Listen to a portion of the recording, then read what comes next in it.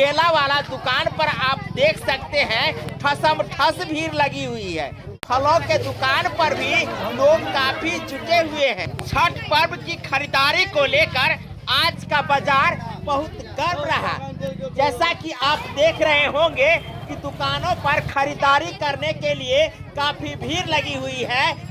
जगह जगह से लोग छठ पर्व की तैयारी को लेकर सामान खरीदने के लिए आज बाजार पहुंचे हैं। आप देख सकते हैं कि किसी भी दुकान पर भीड़ कम नहीं दिख रही है।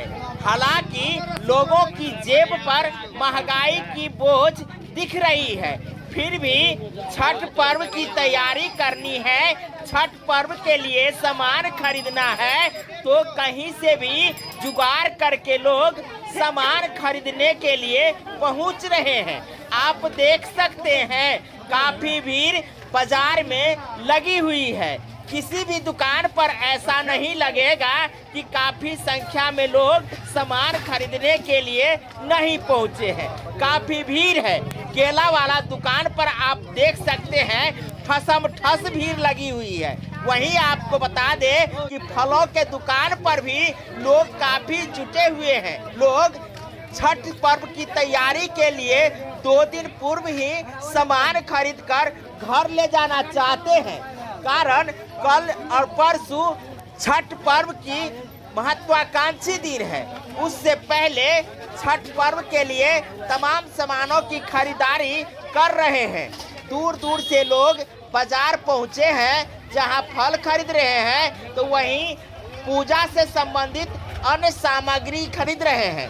बता दें कि कोई ऐसा दुकान नहीं है जहां सामान लेने के लिए भीड़ नहीं लगी हुई है। आप देख सकते हैं कि लोग अरगौदी पत्ती खरीद रहे हैं, तो कहीं मिठाई खरीद रहे हैं, तो कहीं बांस के बने सामान खरीद रहे हैं। चंगेरा, कोनिया, छिट्टा खरीदने में लोग व्यस्त हैं। इस प्रकार को लेकर बाजार बहुत गर्म रहा। आज हम जहां पहुंचे हैं ये मधुबनी जिला का गिलेशन बाजार है, और गिलेशन बाजार एवं बाटा चौक के बीच काफी भीड़ दिखने को मिल रही है। कहीं सामान सस्ते दर में मिल रही है तो कहीं महंगे दर में मिल रही है, लेकिन लोगों को सामान खरीदना है क्योंकि छठ पर्व करना है।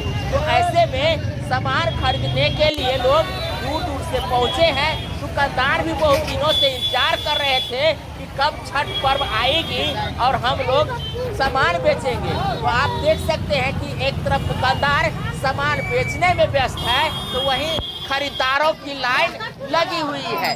तो इस प्रकार से आज का बाजार काफी गर्म रहा। आप लोग भी कमेंट करके बताइएगा कि आपके क्षेत्र में छठ पर्व की किस प्रकार से तैयारी चल रही है। सामानों की खरीदारी आप लोग किए कि नहीं किए, कमेंट करके बताइएगा।